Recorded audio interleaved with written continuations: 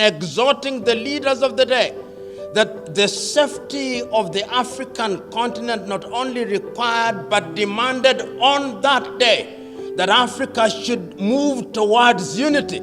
And he reminded the people that the colonial project was still alive and well, and that it would come camouflaged as neo-colonialism. And he reminded the leaders that if they did not unite, the erstwhile colonial powers would come in a different way. Whether those colonial powers were France, or the United Kingdom, or Belgium, or Spain, or Portugal, they would come. Kwame Nkrumah may not have been a prophet, but his words were prophetic. Kwame Nkrumah may not have had the foresight of a Jewish prophet, but when one looks at Africa today, one can see very clearly that the neo-colonial project is alive and well, despite our protestation to the contrary. If you go to the so-called Francophone, and let me pause for a moment and remind us that we are the only continent in the world which Western Europe, and when I talk about Western Europe, I'm talking about the conceptual West.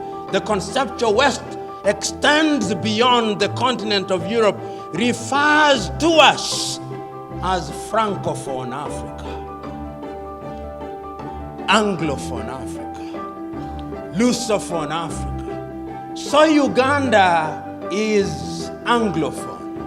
Notwithstanding that not more than 30% speak English, you are Anglophone.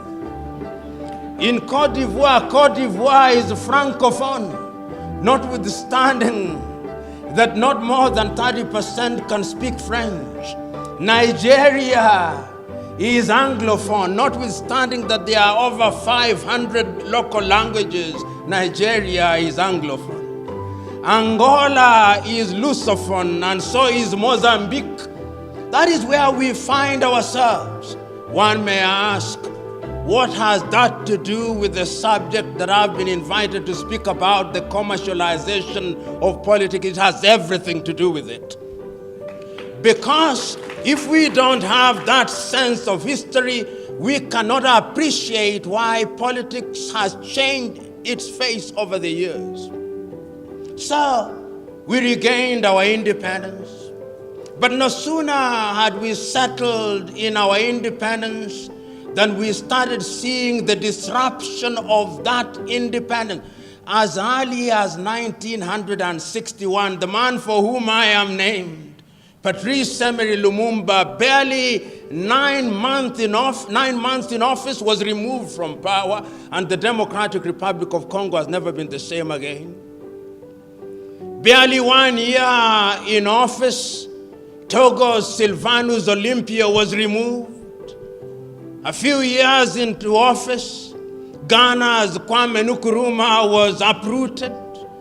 A few years in office, Nigeria's Nnamdi Azikiwe was eliminated.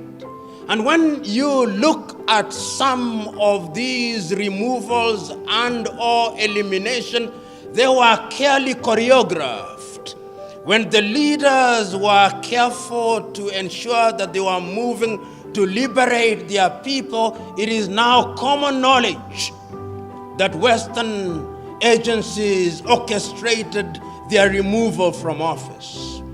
They invaded our barracks, and at one time it was being said of many African countries that coups were as frequent as breakfast. But the truth and the unfortunate thing that in many of those countries, even breakfast was not that frequent. So that we were never able to settle down.